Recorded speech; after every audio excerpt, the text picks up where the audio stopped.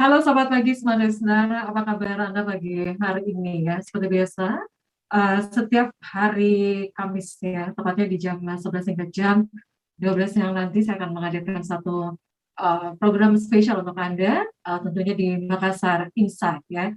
Dan Smart Listeners, kalau Anda melihat ya, di bulan lalu ya, tepatnya di bulan Juli, kalau Anda melintas ya, di beberapa puskesmas yang ada di Makassar itu Anda bisa melihat ya puskesmas itu padat pengunjung ya karena untuk saat ini beberapa puskesmas itu melayani vaksinasi yang memang diprogramkan secara nasional oleh pemerintah ya dan untuk vaksinasi yang dijalankan untuk saat ini memang menyasar untuk masyarakat umum ya itu termasuk anak-anak dan remaja.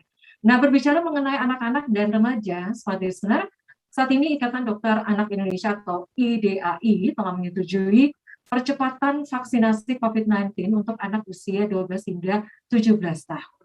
Nah, yang akan kita tanyakan untuk pagi hari ini, sebenarnya seperti apa efektivitas vaksinasi pada anak-anak dan remaja? Nah, ini akan kita diskusikan pagi ini bersama dengan beberapa narasumber yang pagi ini terhubung secara virtual dan juga terima kasih sudah hadir secara fisik ya di studio pagi ini. Kita sapa dulu ya. Di sini sudah ada Pak Mirdan Miding SPD MPD MM. Beliau merupakan Kepala Sekolah SMA Negeri 20 Barombong. Betul ya. Makassar. Makassar Pak. Ya, Barombong Makassar. Barombong Makassar. Ya. Udah ada Barombong Goa. Barombong Goa. Ini Makassar. Oh, saya baru tahu Pak. Gimana kabarnya Pak Mirdan? Alhamdulillah, alhamdulillah cerah setelah perayaan 17-an dan kami memberikan sedikit inovasi kami. Kemarin kami pengibaran bendera di Laut Barombong. Wah, luar biasa. Ini inovasi juga. Inovasi dan edukasi karena anak-anak sekaligus membersihkan sampah plastik dan juga pelepasan bibit ikan terumbu karang karena mulai menipis dari Barombong paling dekat pantai sampai Takal itu sudah hancur betul itu terumbu karang kita. Jadi kita edukasi anak-anak kita 17-an sambil bakti sosial. Ini aksi nyata yang langsung dilakukan oleh anak-anak ya. Ini jadi bukan hanya sebatas teori saja Pak Medannya. Baik, masih dengan semangat kemerdekaan 45 ya. Kita menggelar talk show pagi hari ini. Baik, siap. Saya juga menyapa sudah hadir secara virtual ya. Narasumber kita berikutnya di sini ada Pak Ansaryadi, SKM MSc PH PhD. Beliau merupakan seorang epidemiolog. Assalamualaikum warahmatullahi wabarakatuh. Selamat pagi Pak Ansar. Waalaikumsalam warahmatullahi wabarakatuh dan selamat pagi kepada teman-teman di studio dan juga kepada Dr. Victor dari PDI. Selamat pagi. Iya. Gimana? Sehat ya Pak Ansar? Alhamdulillah sehat walaupun sempat close kontak dengan yang confirm tapi sudah selesai karantinanya. Isolasi mandiri. Isolasi mandiri ya. Semoga semangat ya Pak ya. Ya betul. Baik ya. Ya. Selamat untuk penghargaannya ya dari. Oh ya terima kasih banyak. Luar biasa Pak Dokter luar biasa. Bisa menjadi inspirasi bagi orang lain. Amin. Baik. Dan selain Pak Ansaryadi juga di sini ada Dr. Victor Siahaya, Sandra SPA. Beliau merupakan spesialis atau dokter anak ya. Selamat pagi Dok. Ya, selamat pagi semua saudara-saudara sekalian. Ya. Ini saya lihat nih untuk backgroundnya. Ini ceria ya, warna-warnanya ceria gitu ya. Ya, namanya dokter anak. Jadi ceria ya. Bahaya kalau gambarnya yang seram horor. Aduh. Ya. Ini juga akan mempengaruhi mood gitu ya Dok ya. Ya, mempengaruhi mood, betul. Baik, kita akan berdiskusi pagi hari ini ya. Sebelum saya ke Pak Mir dan kemudian saya juga sebelum saya ke Pak Dr. Victor, sebelumnya saya mohon izin dulu saya ke Pak Ansaryadi. Pak Ansar, sepertinya diinformasikan ya bahwa untuk topik kita hari ini terkait efektivitas vaksinasi pada anak-anak dan remaja. Mungkin seperti yang kita tahu ya, untuk pandemi COVID-19 melanda Indonesia ini kurang lebih 1,5 tahun ya. Yang kita tahu dari bulan sejak Presiden Jokowi mengumumkan kasus pertama yang ada di Indonesia itu bulan Maret 2020 ya, kalau tidak salah ya. Ya. Mungkin bisa memberikan gambaran sedikit di awal, Pak, bagaimana untuk penyebaran kasus COVID-19 di Makassar saat ini? Ya, baik. Makasih. Jadi kalau saya lihat data terakhir yang saya coba analisis sampai dengan tanggal 15 kemarin, jumlah yang kasus di Makassar itu yang confirm positif dari awal sampai sekarang sudah 45.000 orang. Tapi sekali lagi itu yang terlaporkan, ya, yang tidak terlaporkan itu jauh lebih banyak lah. Mungkin dalam 10-20 kali lipatnya lebih banyak. Karena studi seroprevalence di Indonesia yang kami lakukan beberapa bulan lalu itu sudah menyatakan sekitar 20% penduduk Indonesia sudah terekspos. Di Jakarta sudah 40%, di Denpasar sudah 20%. Nah, kalau kita ambil di Makassar 20%, artinya sebagai standar nasional, ya berarti kurang lebih harusnya sudah 300-an ribu sampai 400.000 penduduk di Makassar sebetulnya sudah terekspos. Yang kita tangkap itu mungkin hanya 45.000, artinya hanya kurang lebih 10%-nya lah. Ya, 90% itu mungkin kasusnya ringan atau tidak datang ke layanan kesehatan untuk memeriksakan diri. Itu untuk total yang kasus yang ada di Makassar sejak Maret tahun lalu sampai sekarang. Dan kalau kita lihat, karena hari ini kita bicara khususnya pada anak-anak, kalau kita lihat jumlah kasus, nanti dari Dr. Victor nanti akan memberikan definisi yang mana dimaksud dengan anak ya, karena beliau lebih fokus ke situ. Kita lihat jumlah, walaupun kalau kita lihat yang pertama risiko untuk tertular ya, pada prinsipnya risiko untuk tertular pada semua umur itu sama. Ya, semua bisa tertular. Yang membedakan adalah ada yang data yang ada yang severe, apa yang berat kalau dia tertular, ada yang ringan-ringan. Nah, menurut data yang ada sekarang bahwa yang berat itu umumnya adalah pada orang dewasa dan orang tua, dan ringan-ringan pada anak-anak atau simptomatik, tapi potensi untuk tertular pada prinsipnya sama. Nah, sekarang kalau kita lihat data di Makassar, kalau di bawah 19 tahun, karena ini kami olah datanya kemarin berdasarkan 5 tahunan ya, yang di bawah 20 tahun itu sekarang 6.000, hampir 6.300 kasus sejak awal sampai sekarang. Ya, 6.000 sekian kasus. Sekali lagi ini yang sempat terdeteksi ya, 6.000 kasus lebih. Kemudian untuk yang umur 10 sampai 19 itu kalau saya breakdown berdasarkan umurnya, 10 sampai 19 tahun ada 4.000 kasus, 4.163. Ya 5 sampai 9 tahun itu 1.171 kasus, dan yang kurang dari 5 tahun 1.070 kasus. Jadi kalau kita lihat jumlah kasusnya total yang kalau di bawah 10 tahun ya kurang lebih 5% dari total kasus yang kita miliki saat ini. Dan di beberapa negara ada variasi hasil seroprevalence surveinya itu, ada yang mengatakan, ada hasil studinya 1%, ada yang tertinggi saya lihat sampai 12% dari total kasus yang ada. Mungkin begitu ya kira-kira gambaran dulu bagaimana update situasi COVID di Makassar dan bagaimana pada anak-anak khususnya. Iya, Pak Ansar, kalau melihat dari jumlah kasus tadi yang di bawah 20 tahun ya, itu kasusnya 6.300 ya? Iya, betul. Ini menurut Pak Ansar cukup besar kasusnya kah atau seperti apa, Pak? Ya, kalau kita lihat, kan kalau anak-anak itu yang di bawah 10 tahun relatif lebih rendah dibandingkan dengan yang 10 sampai 19 tahun. Kenapa? Kan dia belum banyak aktif di luar. Yang belum sama kalau yang sudah 10 tahun sudah banyak kemana-mana. Kalau yang 10 sampai 10 sampai kurang dari 10 tahun atau di bawah 5 tahun kan masih banyak tinggal di rumah, sehingga biasanya penularannya itu adalah penularan yang terjadi di rumah. Kalau yang di atas 10 tahun yang sudah bisa banyak kemana-mana bermain dengan teman-temannya, ini mungkin tertularnya ya, walaupun sebagian tertular di rumah, tapi ada juga bisa tertular di luar rumah, mungkin ketika dia bermain atau sebagainya.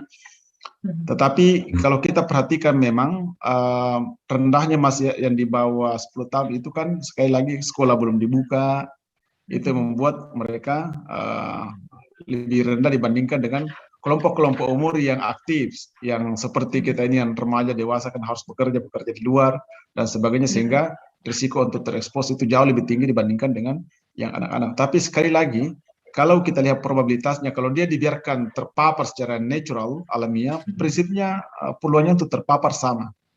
Ya, hanya saja sekali lagi yang berdasarkan data yang ada ya, kalau kena itu ada yang berat-berat, ada yang ringan-ringan, atau mungkin tidak gejala sama sekali. Itu yang membedakan. Kalau dari literatur sama ini, ya. Kalau sekarang ini kan kita mengenal juga ada varian corona baru gitu ya, Delta. Ya. Ini bagaimana, Pak Ansar? Iya, kalau yang kita tahu bahwa varian baru ini kan sangat lebih infeksius dibandingkan dengan yang lama. Yang kedua, informasinya itu adalah masa inkubasinya juga lebih pendek dibandingkan dengan yang aslinya, dan rupanya kalau laporan di Amerika itu cukup banyak rupanya, lebih tinggi atau mengenai pada anak-anak juga.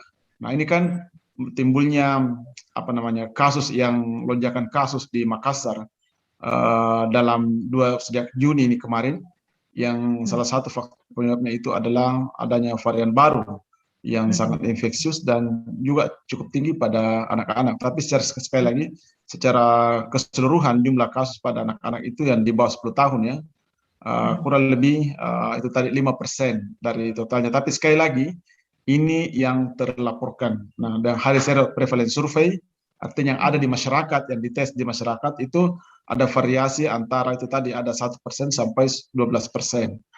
Ya. Kira-kira begitu. Baik. Dari Pak Ansar Riyadi, saya juga siap-siap mau ke dokter dulu ya. Iya. Sepertinya kita break dulu ya. Saya ke dokter dulu ya. Baik. Dok, seperti yang tadi ya, kurang lebih tadi seperti yang diinformasikan oleh Pak Ansar Riyadi, itu terkait secara data ya untuk kasus virus corona terhadap usia anak-anak dan juga remaja. Nah, untuk data kasus sendiri, menurut Dr. Victor, itu bagaimana? Untuk kasus corona pada anak sekarang ini? Ya, memang kalau yang disampaikan Pak Ansar Riyadi hampir sebentar betul ya. Terutama untuk anak-anak, sebenarnya kalau yang disampaikan data yang ada itu mirip kita bilang fenomena gunung es lah. Yang kita tahu datanya begitu, tetapi kejadiannya globalnya banyak ya. Mungkin memang betul 10 sampai 20 kali lipat mungkin terjadi. Karena anak-anak hampir sebagian besar kita bilang gejalanya ada yang asimptomatik, ada yang tanpa gejala, atau gejalanya cuma flu-flu biasa aja. Ada yang tidak demam, ada juga yang demam. Ya, yang demam itu ya bisa menyumbang data yang masuk ya. Dengan dia periksa PCR muncul. Tetapi ada juga beberapa memang kita punya pasien dari orang tua yang sudah dapat ya baru terdeteksi ke anak. Ada juga yang mereka sudah karena saya isolasi mandiri aja dok dengan anak saya. Jadi tidak sempat keluar hasil pemeriksaannya. Jadi kita anggap seperti dia sudah kena, dia sudah menularkan ke anaknya tanpa dia periksa, begitu. Soalnya memang banyak akhir-akhir ini orang tua yang terdeteksi, yang dia katakan ya sudahlah, saya tidak usah periksa ya anak saya dok karena tidak ada gejalanya. Saya bilang ya terserah dari orang tua sih. Ya kita menganjurkan ya memang untuk mendiagnostik, dan memang syarat kan memang dari pemerintah sekarang untuk menandakan penderita juga sudah sembuh juga cukup dengan mengisolasi kurang lebih 10 hari, 10 tambah 3 hari dengan gejala. Jadi dianggap sekitar 2 minggu sudah tidak ada gejala, sudah dinyatakan sembuh. Makanya untuk pemeriksaan orang mau lanjut ke PCR itu saya bilang sangat sedikit. Mungkin cuma 1:20 orang mungkin kurang lebih ya, ini cuma asumsi dari saya begitu. Jadi untuk potensi penularan, Dok, sejauh ini itu masih dari orang tua ya, Dok ya? Nah, betul sekali. Jadi kita lihat orang yang bergerak, di mana orang yang bergerak di rumah, yang bekerja keluar dari rumah tersebut. Ya, rata-rata semua penularan dari orang tua yang kerja di luar ya. Jadi kita biasanya kita bilang kluster keluarga. Dari orang tua yang dari luar yang menularkan ke anak-anak. Dan resiko untuk tertular memang untuk anak-anak ya cukup tinggi karena mereka sangat mobile kan. Tetapi ya itu dia punya gejala rata-rata kita bilang ada yang simptomatik, ada yang timbul, ada yang asimptomatik. Dan juga rata-rata simptomatik memang untuk berlanjut. Memang ada pernah saya juga yang tapi berat juga, kita tidak bilang sedang lah, gejala sedang. Tetapi untuk tingkat keberhasilan penyembuhan ya, setelah kita obati hampir kita bilang 9 ya, pernah ada 1 yang meninggal dan memang dia sudah dengan penyakit penyerta. Kita bilang 99% rata-rata semua sih. Ini untuk tingkat kesembuhannya, Dok ya? Iya, tingkat kesembuhan. Ini untuk tingkat kesembuhannya. Baik, ditahan dulu, Dok. Ditahan dulu ya diskusinya. Dari Pak Ansar dan juga Dr. Victor. Kita break dulu untuk sesaat ya. Kita kita break dulu untuk sesaat ya. Baik, Pak Mirdan sebentar ya. Saya juga akan lanjut diskusi ke Pak Mirdan. Dan selanjutnya untuk Anda nih yang ingin bergabung bersama kami pagi hari ini ya, kita masih membahas efektivitas vaksinasi pada anak dan remaja ya. Mungkin Anda juga mempunyai anak ataupun remaja ya yang kalau saat ini kan ini menjadi vaksinasi ya, ini menjadi program nasional. Sepertinya ini akses untuk mendapatkan pelayanan publik baik itu formal ataupun non formal itu harus ada sertifikat vaksin ya, yang memang ini yang menjadi persyaratan pemerintah. Kemudian yang menjadi pertanyaan juga untuk masyarakat, bagaimana untuk fasilitas vaksin yang diberikan oleh pemerintah ya, khusus untuk anak-anak dan remaja. Anda sebagai orang tua, apakah Anda setuju anak-anak Anda divaksin? Nah, Anda juga bisa berkomentar ya di sini, sekali lagi di live chat channel YouTube Smart Alpha Makassar. Kita break untuk sesaat.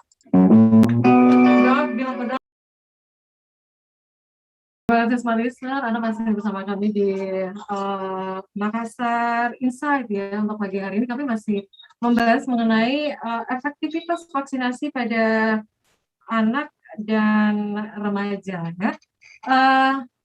Masih bersama Dr. Victor, kemudian ada juga Pak Ansar, kemudian ada juga Pak Mirdan ya. Pak Mirdan ada pagi ini di studio ya. Baik, melanjutkan tadi perbincangan kita bersama Pak Ansar ya, Smart Listeners. Saya ke kita ke Dr. Victor dulu ya. Dok, tadi kan sempat juga diinformasikan oleh Pak Ansar ya, karena untuk pagi ini kita fokus ya untuk efektivitas vaksinasi pada anak dan remaja. Mungkin sebelum kita lanjut lagi, Pak Dokter bisa memberikan sedikit gambaran untuk usia anak-anak dan remaja. Mungkin bisa diberikan sedikit gambaran begitu, Dok. Usia berapa yang masuk anak-anak dan remaja begitu?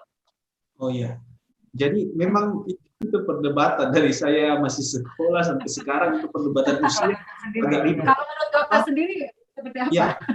Ya, jadi ada patokannya. Jadi ada namanya dari PERSI, yaitu dari Persatuan Rumah Sakit Seluruh Indonesia. Mereka patokannya 1 sampai 13 tahun. Tetapi kalau dari Ikatan Dokter Anak Indonesia, dikatakan anak itu kalau sudah sampai 16 tahun. Jadi kita mengambil masa remaja di situ. 13 sampai 16 masuk di Ikatan Dokter Anak. Nah, jadi memang agak-agak ribet mau memastikan, masih agak-agak perdebatan. Jadi masih untuk sampai saat ini kita masih pakai patokan di rumah sakit. 0 sampai 13. Mereka ambil usia remajanya. Tetapi itu bisa bilang seharusnya dia sampai usia remaja, memang 16 tahun. Begitu. Jadi kalau anak-anak usianya? Jadi kalau usia untuk anak-anak itu sebenarnya anak ya 0 sampai 13, remaja 13. 0 sampai 13.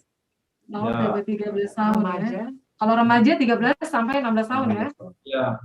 Iya. Tetapi ini agak-agak gimana ya aku bilang, cuma sampai saat ini memang biasanya kan untuk leman BPJS itu mereka patokan sampai 13. 13 tahun. Ya, BPJS. ya, klaim di BPJS-nya ya, mereka pakai patokan 13 masih dirawat dokter anak. Kalau sudah 13 ke atas dirawat oleh dokter penyakit dalam. Oke.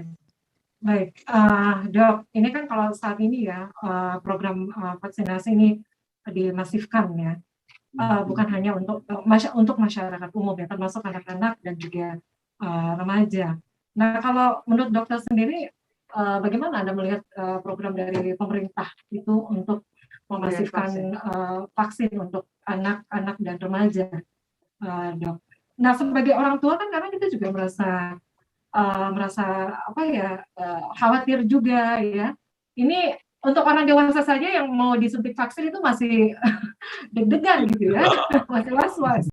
Nah, ini menyasar anak-anak. Ini bagaimana?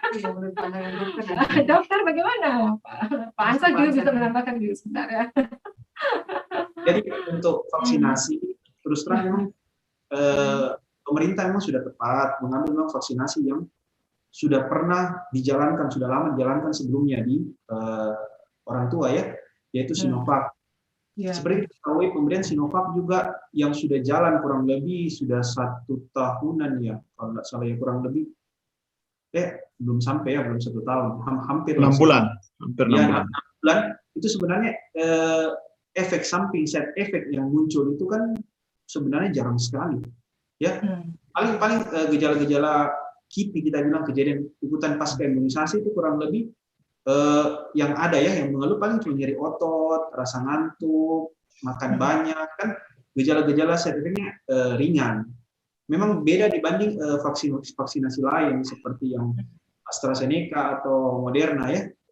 Oleh karena itu pemerintah memang mengambil vaksin ini Sinovac ini sebagai protokol awal untuk pemberian pada anak, dan juga vaksin Sinovac ini kan sudah diteliti memang di uji klinisnya, uji klinisnya dong. Ya. Seperti apa vaksin Sinovac pada anak?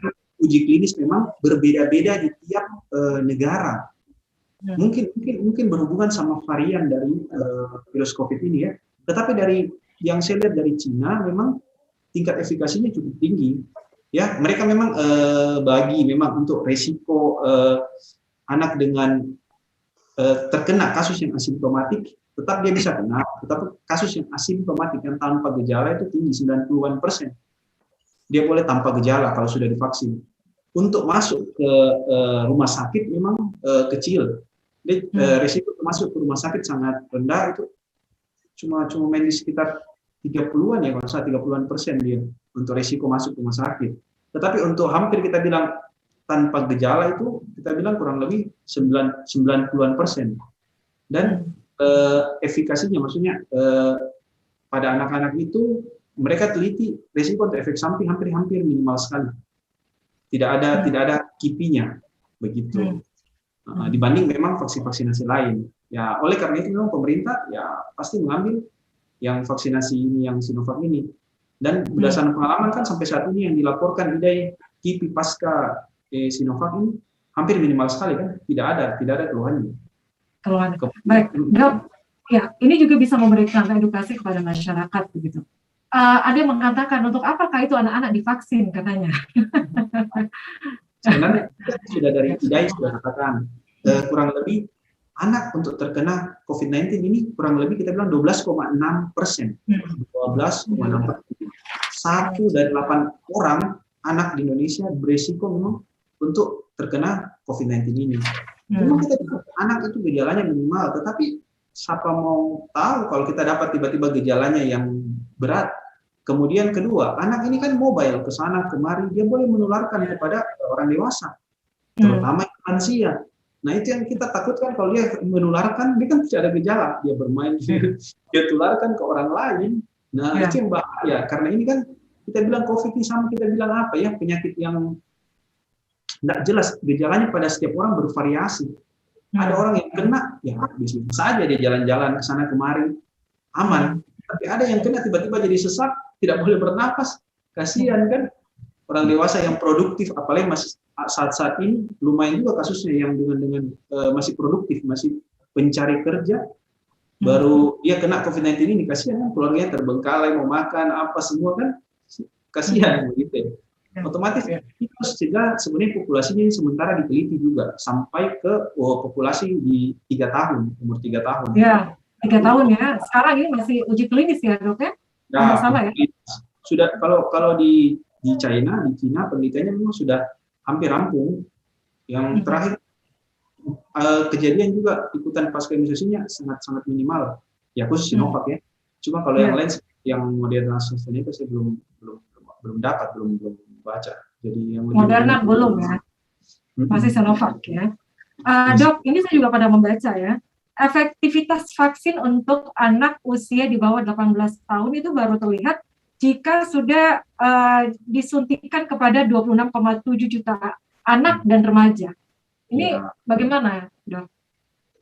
Memang cuma ini memang masalahnya sekarang ini COVID-19 ini dia boleh kena berulang masalahnya. Maksudnya jadi kalau anak sudah divaksin itu bisa kena begitu. Sebenarnya iya masih ada resiko kena. Makanya kan protokol tetap dijalankan karena bagaimana ya? Ini dia mempunyai imunitas yang tidak terbentuk. Dia bukan seperti penyakit cacar ya. Satu kali kena selesai. Jadi tidak terbentuk antibodi sudah dikenal. Ini tidak. Dia boleh bermutasi terus. Jadi tetapi dengan pemberian vaksinasi untuk kita boleh tekan terus gejala-gejalanya tidak menjadi lebih berat. Jadi dengan kita pemberian imunisasi ini yang rutin yang pemerintah kasih untuk gejalanya nanti boleh jadi sampai kita bilang kedepannya ya beberapa tahun ke depan mungkin dia sisa seperti flu biasa sudah tidak terjadi sesak ya karena antibodi sudah dikenal begitu. Jadi dengan adanya vaksin ini untuk pembentukan imun tubuh ya Dok ya. Ya imunitasnya boleh. Intinya dia lama-kelamaan dengan pemberian vaksinasi gejala-gejalanya mungkin saya tahu mungkin 5-10 tahun ke depan mungkin sudah dianggap seperti flu biasa. Begitu. Oke. Baik. Saya dari Pak Ansar kemudian ke Dr. Victor saya mohon izin juga ke Pak Mirdan ya. Selaku Kepala Sekolah SMA Negeri 20 ya. Nah, ini tadi ya sudah mendengarkan bagaimana pemaparan dari kedua narasumber kita nih, Pak Mirdan. Sebagai Kepala Sekolah dari SMA Negeri 20, tadi Makassar Barombong ya Pak? Ya. Daerah segitiga. Makassar, Goa, Pakalan. Nah, ini bagaimana Pak Mirdan melihat ya untuk vaksinasi yang memang menyasar anak-anak dan remaja. Kalau di SMA Negeri 20 sekarang bagaimana kegiatannya, Pak? Jadi sebelum saya jawab saya pengen ya mendapat penjelasan real dari Pak Dokter Pak Saryadi, kemudian Pak Dokter terakhir, karena itu berhubungan dengan dunia pendidikan. Ya, langsung saja bisa bertanya ya. Narasumber bertanya nih. Memang sangat dilematis kita menentukan pada tingkat usia berapa yang paling signifikan bisa terkena. Apakah di usia anak dalam dunia pendidikan itu umur SD, ya 10 tahun ke bawah. Beda tipis dengan Pak Dokter tadi. Kalau remaja itu anak yang masih dalam perlindungan negara itu 16 tahun ke bawah. Ya, 16 sampai usia kelas 1 SMP. Ya, kalau anak itu dari usia kelas 6 sampai 0. Ya, itu kategorinya. Nah, Pak Dokter, kemudian Pak Dokter, kita sebut aja gitu ya. Langsung saja. Bagaimana nih Pak Saryadi atau Pak Victor? Dua-duanya bisa kena langsung nih. Bahwa sebenarnya hal terbaik untuk menghindari itu adalah prokes yang ketat. Ya, di anak saya di Jepang lagi pendidikan. Di Jepang itu selain lockdown juga mereka sangat ketat di dalam proses PBM. Dia benar-benar berada di rumah untuk belajar dan sangat dianjurkan tidak keluar. Jadi mereka belanjanya itu dia diberikan izin nih 1 kali dalam 1 minggu boleh belanja keluar ya? Dia keluar tapi ditunjukkan tempat. Ditunjukkan tempat karena di sana juga sudah ada zona-zona merah, ada zona hijau dan ada zona orange dalam pengertian kita di Indonesia ya. itu sangat ketat. Dan kalau itu dilanggar, dia bisa dihilangkan izin tinggal di Jepang. Jepang salah satu negara yang sangat ketat. Nah, nah, dari situ ya saya ingin bertanya bahwa untuk usia anak sekolah nih SMA sampai ke bawah, yang mana yang paling rentan? Ya, yang paling rentan untuk tertular dan menularkan. Kalau dia usia 10 sampai 0% itu mungkin di lingkungan keluarga aja, karena belum punya kepentingan apa-apa di luar, belum punya relasi yang luas. Tetapi kalau sudah pada tingkat SMA sampai SMP kelas 1, itu sudah agak meluas dan tidak terkontrol sama sekali. Berbeda dengan orang tua. Orang tua mau mendengar. Nah, orang tua, itu persoalan yang pertama. Yang kedua lebih spesifik kepada Pak Dokter, ya, pada Pak Dokter bahwa apa benar sesuai dengan beberapa literatur yang saya baca bahwa corona itu nggak mungkin hilang di muka bumi. Sama dengan sejarah daripada virus-virus yang lain. Kita pernah Ebola, antraks, kemudian HIV, AIDS, kemudian dan beberapa lagi virus yang jumlahnya itu jutaan di sekeliling kita yang justru mungkin lebih membunuh daripada ini. Ini dua ya. Langsung dijawab. Pak Ansariadi dulu ya. Pak Ansariadi, silakan Pak. Terima kasih. Jadi saya kira tadi kita sudah sampaikan bahwa peluangnya untuk tertular ya dalam kondisi normal itu hampir sama pada anak-anak dan orang dewasa. Karena itu sangat juga terkait dengan mobilitasnya. Yang kedua, memang severity-nya, beratnya itu lebih berat pada orang-orang tua, terutama yang ada komorbid. Anak-anak saya kira sudah disampaikan tadi Dr. Victor bahwa sebagian besar mereka adalah asimptomatik, tidak ada gejala. Kalaupun ada gejala yang ringan-ringan dan hanya sebagian-bagian kecil yang mungkin ada masalah tertentu yang berkembang menjadi lebih berat. Nah, kalau kita lihat nah tadi juga ada perdebatan tentang apa itu dari di mana dimaksud anak. Makanya dari awal sampai nggak tahu itu Dr. Victor yang jelaskan di mana dimaksud dengan anak, karena itu banyak sekali definisi dari sekolah, dari hukum, dari anak, macam-macam dari agama. Nah, makanya dari awal saya bilang tadi sebentar Dr. Victor lebih cocok menjelaskan. Baik. Kemudian dari perspektif itu bahwa semua orang bisa kena, probability hampir sama ya. Kalau dibiarkan secara tertular tidak ada upaya intervensi, maka idealnya memang semua harus divaksin. Idealnya, ya. Tetapi vaksin itu kan tidak bisa langsung diberikan kepada orang, harus dites. Yang sudah dites awalnya itu kan di atas 18 tahun. Sudah terbukti efikasinya sudah ada. Kalau Sinovac 60% kemudian ada belakangan 70%, Pfizer sekitar 90%. Kemudian setelah terbukti pada orang dewasa kan orang bertanya bagaimana pada anak-anak, nanti coba lagi. Karena kita tidak bisa bahwa berhasil pada anak orang dewasa, kalau begitu aman juga anak-anak, tidak bisa begitu. Kalau ini vaksin orang harus hati-hati karena kalau kita memberikan kepada masyarakat umum, ke publik, harus ada jaminan bahwa ini kualitasnya bagus, yang kedua aman. Nah, untuk menjawab pertanyaan kualitas bagus dan aman harus diuji coba dulu. Nah, itulah yang biasa disebut dengan uji clinical trial sampai fase 3. Jadi ada tahap-tahapannya untuk memastikan. Nah, belakangan kan sudah dites pada anak-anak antara 12, 18, ternyata berhasil, bagus, maka berubah kebijakan. Boleh setelah 12 tahun. Sekarang muncul pertanyaan bagaimana kalau di bawah 12 tahun? Sekarang sementara dalam uji coba lagi, trialnya. Pfizer itu sudah uji coba kemungkinan besar, bulan September ini sudah ada. Di Cina tadi saya kira sudah disinggung Dr. Victor, sudah di atas 3 sampai 11 tahun dia sudah uji cobakan dan sudah ada dia lihat preliminary resultnya. Bagaimana, apa bisa memungkinkan. Jadi prinsipnya adalah harus diuji coba dulu karena tidak boleh untuk mau diimplementasikan secara luas ke masyarakat, tidak bisa dijadikan itu sebagai uji coba di masyarakat.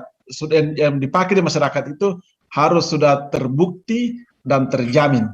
Itu kuncinya. Jadi kalau belum terbukti, belum terjamin, jangan dulu dipakai karena kalau ada apa-apa saya mau tanggung jawab. Nah, itu bahaya. Ini siapa yang harus bertanggung jawab? Jadi Itu sebabnya sebelum dipakai semua semua hasil uji cobanya direview. Ada tim yang mereview. Oh, kayaknya ini boleh. Baru pemerintah mengambil kebijakan kita bisa lakukan ini di masyarakat. Nah, persis sama yang kemarin itu antara umur 12 sampai 18 tahun. Uji cobanya sudah dianggap bagus, efikasinya bagus, kemudian dianggap aman, KIPI, kemudian side effect-nya dianggap tidak terlalu berat, aman, bisa dilakukan, sehingga itu bisa dilakukan. Nah, mudah-mudahan nanti kalau sudah ada hasil studi lagi pada anak-anak yang di bawah 12 tahun menyatakan bahwa ternyata efektif, ya, di bawah 12 tahun efektif, bisa dikembangkan lagi ke arah itu, sehingga kalau sebagian besar sudah tervaksinasi, dan maka kita akan kembali seperti yang disampaikan Dr. Victor, kita anggap ini sebagai flu biasa, sama dengan penyakit-penyakit yang lain, bahwa pada akhirnya dia akan endemik, tidak lagi terjadi lonjakan yang cukup, kan yang kita takutkan ini lonjakannya sebetulnya. Terjadi lonjakan yang cukup tinggi, maka bisa diprediksi akan banyak orang yang sakit, yang meninggal. Kenapa? Karena rumah sakit kan didesain dalam kondisi yang normal. Misalnya, kalau dia didesain untuk menampung 1.000 orang, tiba-tiba terjadi lonjakan 3.000 orang, bagaimana cara menanganinya itu? Nah, kalau terjadi lonjakan 3 kali lipat, sementara kemampuannya hanya 1.000, sudah pasti ada yang tidak perlu mati, terpaksa mati karena alat sudah tidak tersedia. Dokter, bayangkan kalau seperti Dr. Victor harus isolasi, siapa yang menangani nanti anak-anak yang sakit? Ini kan jadi bahaya kalau begitu. Yang harusnya bisa ditangani, bisa dicegah, pada akhirnya terjadi kematian yang tidak perlu. Kita bahasakan dalam bahasa kesehatannya, harusnya bisa dicegah, akhirnya lewat oleh karena sistem kesehatan menjadi kolaps, menangani peningkatan kasus yang di luar dari yang biasanya. Begitu, Bu. Ya, jadi untuk penggunaan vaksin Sinovac ini aman ya? Ya, Pak ya? Iya, kalau aman. Kalau hasil studinya kan kemarin juga sudah cukup bagus tuh, di atas 12 sampai 18. Yang Sinovac, Pfizer, Moderna, semua sekarang berlomba membuktikan yang di bawah 12 tahun itu. Jadi mereka sama-sama mencari kira-kira membuktikan yang mana nih produk mereka yang pertama kali keluar. Ternyata karena orang kan semua mau sekarang nih, anak-anak juga mau, di hampir semua negara menunggu itu. Bagaimana kalau anak-anak, karena mereka juga tertular. Mereka kalau pergi ke sekolah dan selain bisa tertular, jangan lupa dia juga mampu menularkan ke orang lain. Sehingga kalau dia divaksin, yang pertama bisa mencegah timbulnya gejala berat bagi anak-anak, dan tentunya juga bisa mencegah penularan lanjut. Itu yang kita harapkan, supaya terbentuk herd immunity dan semua orang menunggu. Maka tapi sekali lagi menunggu vaksin yang bisa dipakai, tetapi kita menunggu dari yang memproduksi vaksin hasil ujinya, yang mudah-mudahan bisa memberikan hasil yang sama dengan yang terjadi pada orang dewasa dan umur 12 sampai 18 tahun sekarang. Baik. Ya. Ansar ya, kita langsung ke Daka atau masih langsung ke? Saya jawab dulu ini. Jadi apa yang dilakukan saat ini sesuai dengan penjelasan dari Pak Dokter tadi, bahwa yang dilakukan saat ini pemerintah kita di provinsi adalah pemberian vaksinasi kepada usia remaja, ya, kita sepakat itu ya, usia remaja, ya, kelas 3 ke bawah ya. Dari kelas 3, kalau kita di kelas 3 itu umur 15-16 tahun ke bawah. Ada juga 16 tahun sudah mahasiswa perguruan tinggi, tapi itu kasuistik, itu akselerasi. Jadi kita sepakat bahwa 16 tahun ke bawah, yang saat ini di mana pendidikan SMA itu di bawah tanggung jawab pemerintah provinsi. Ya, kemudian SMP, SMA dan sekolah di bawah itu tanggung jawab pemerintah kabupaten kota ya. Nah, saat ini ya PLT Gubernur Pak Sudirman Sulaiman itu kita sedang lagi giat-giatnya mensosialisasikan, mengkampanyekan dan melaksanakan vaksinasi. Dan vaksinasi itu dilakukan di Kota Makassar ya, dan menunjuk ada 5 titik ya, ada 5 titik. Nah, kemudian untuk saat ini ya, yang baru kita bisa vaksin, karena ini harus dilakukan secara berhati-hati, jangan sampai juga nanti berkumpulnya justru di situ nanti akan terjadi penularan. Nah, harus diatur benar-benar. Nah, oleh karena itu di dalam vaksinasi akan dilakukan oleh Dinas Provinsi Selatan yang menjadi prioritas program daripada Bapak PLT, ya baik SMA, kemudian tingkat SMK, kemudian tingkat SLB, tingkat SLB.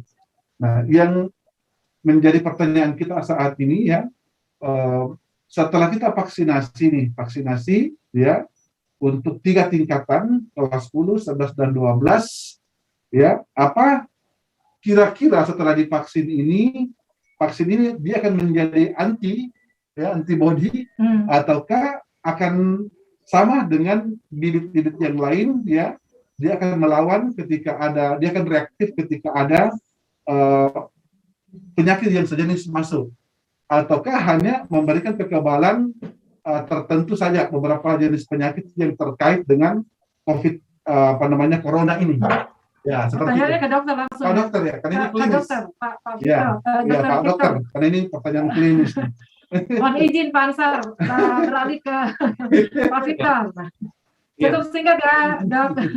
Ya, jadi yang pastinya kan ini vaksinasi ya untuk COVID pastinya. Jadi ya memang khusus mencegah untuk penyakit COVID-nya. Cuma maksudnya dia memang tidak mencegah seumur hidup ya, maksudnya untuk penyakit COVID ini. Jadi kemungkinan memang vaksinasi ini dia memproteksi kurang lebih dari proteksinya kurang lebih tergantung memang imunitas masing-masing anak.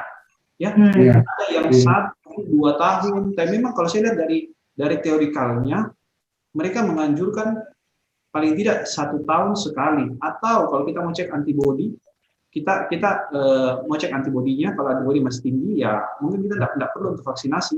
Cuma memang belum ada yang secara literatur secara pasti berapa kapan lagi sih kita mau vaksinasi lagi setelah 2 kali ini, yaitu belum masih mungkin diteliti lebih lanjut.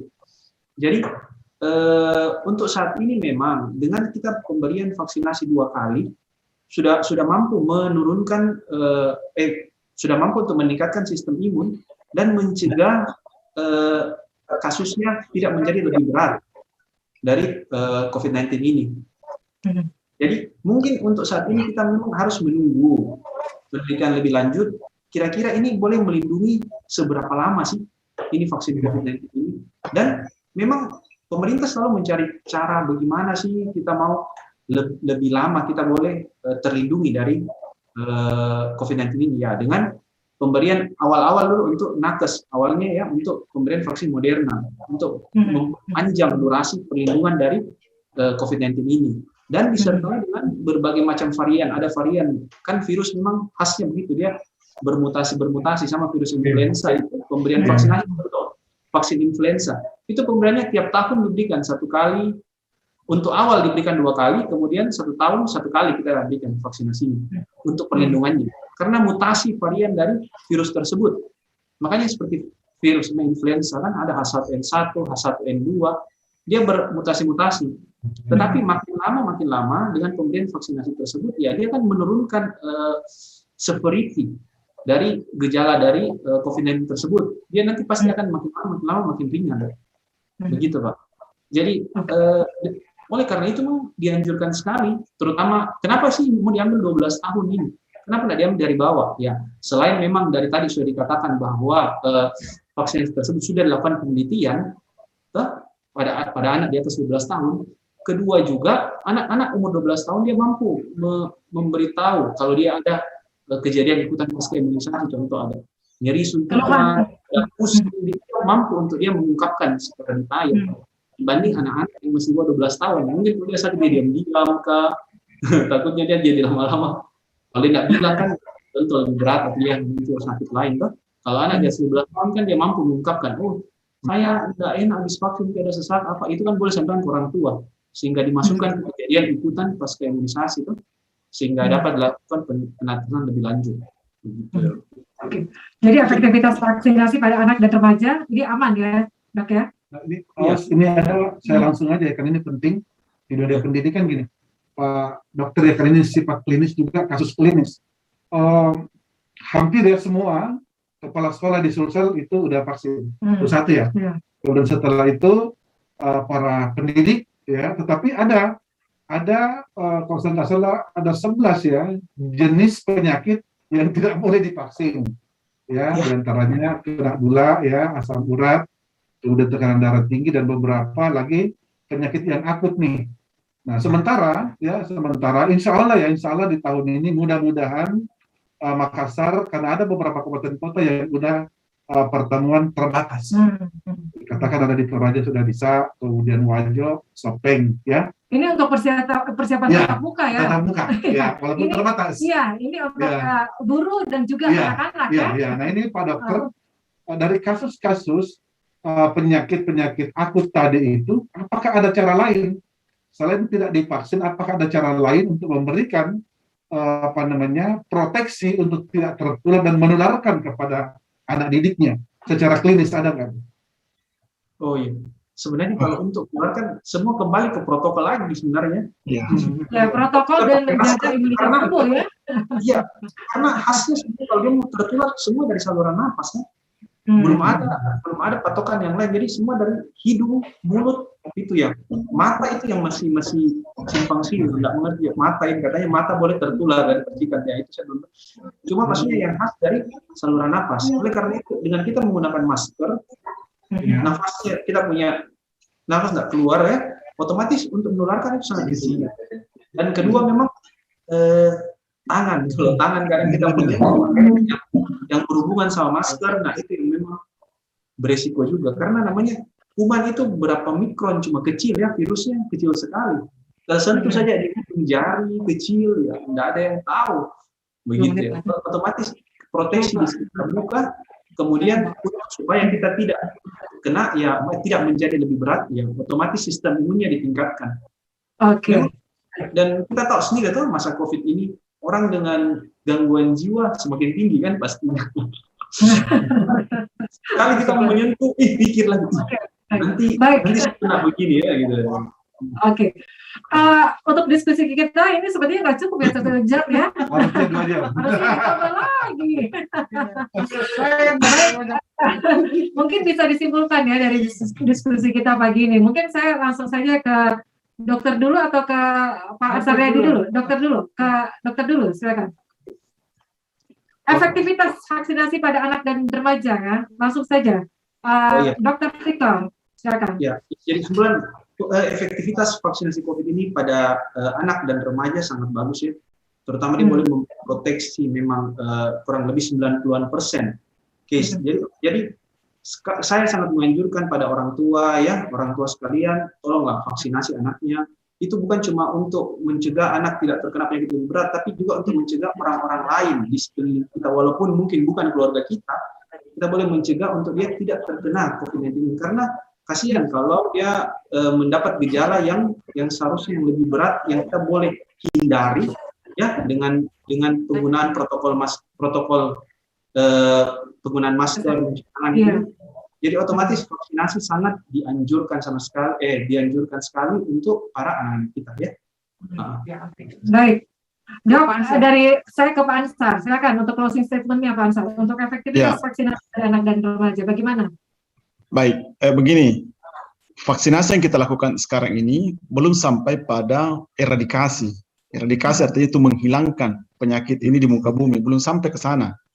Ya, yang eradikasi itu adalah cacar dulu yang orang-orang tua kita dapat, yang bopeng-bopeng mukanya itu dapat. Jadi itu sudah diperuntukkan untuk eradikasi. Vaksinasi yang kita lakukan sekarang belum sampai ke sana, itu baru sampai memperlambat penularan. Ya, supaya jangan terjadi lonjakan kasus yang cukup tinggi di luar batas yang kita tangani. Jadi kalaupun misalnya tadi itu kan kita belum tahu berapa lama ini akan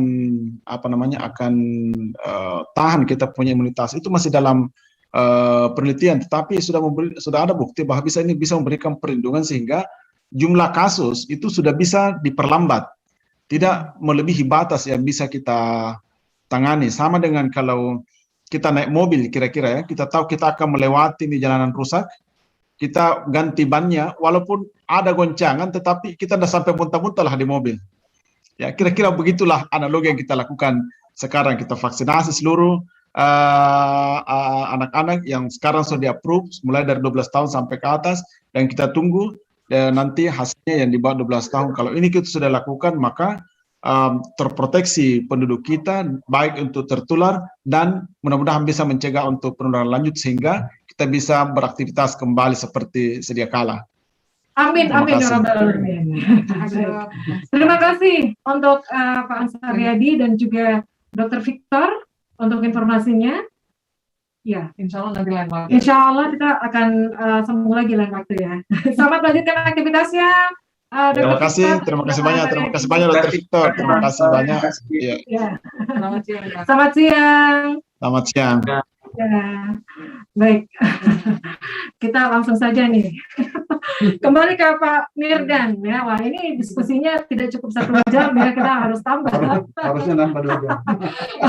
Ya, Pak Mirdan, kalau melihat ya, kalau sekarang kan menyasar untuk vaksinasi untuk anak-anak dan juga remaja, antusias dan juga kesiapan dari sekolah SMA 20 sendiri bagaimana? Kalau kami di Sulsel pertama membentuk Satgas COVID. Satgas COVID untuk OSIS, Satgas COVID untuk para guru dan pegawai. Ini tujuannya untuk mengedukasi bahwa tadi penjelasannya bahwa vaksinasi itu adalah pertama memperlambat ya akselerasi perkembangan daripada virus itu sendiri. Ya. Nah, yang terpenting saat ini adalah bagaimana kita menjaga prokes yang benar-benar ketat. Karena kalau dari penjelasan Pak Dokter, kemudian Pak Dokter tadi bahwa yang terbaik itu adalah menjaga jarak, kemudian memelihara kesehatan, kemudian melakukan hal-hal yang menimbulkan yang dapat meningkatkan imun tubuh. Ya, meningkatkan imun tubuh itu ada 8 langkah. Jadi bukan hanya sekedar meminum vitamin. Ada 8 langkah yang harus kita lakukan baru bisa melahirkan imun tubuh yang bagus. Olahraga yang teratur, makan yang teratur, gaya hidup yang bagus, vitamin, kemudian sedapat mungkin setiap hari kita mendapatkan vitamin D dari cahaya matahari di pagi hari. Satu lagi, saya tambahkan, tidak stres ya. Iya, stres. Ini bisa menurunkan imunitas tubuh ya. Pak Mirdan. Baik. Sayang sekali kita terbatas sama waktu ya Pak Mirdan. Dan sepertinya nanti ya kita akan lanjut lagi untuk perbincangan dengan tentunya dengan topik yang lain. Yang lebih menarik. Lebih menarik. Baik, terima kasih untuk Pak Mirdan. Meeting SPD MPD MM Kepala Sekolah dari SMA Negeri 20 ya. Barombong Makassar, Pak. Saya baru tahu ya. Selamat melanjutkan aktivitasnya, Pak. Baik. Dan ya, seperti itu, terima kasih untuk semua narasumber. Sekali lagi ada Pak Ansariadi, SPM MSc PH PhD, seorang epidemiolog, dan juga Dr. Victor Siahaya Chandra SPA, seorang dokter anak. Baik, seperti itu, dengan demikian saya tuntaskan Makassar Insight untuk hari ini. Selamat siang dan sukses untuk Anda.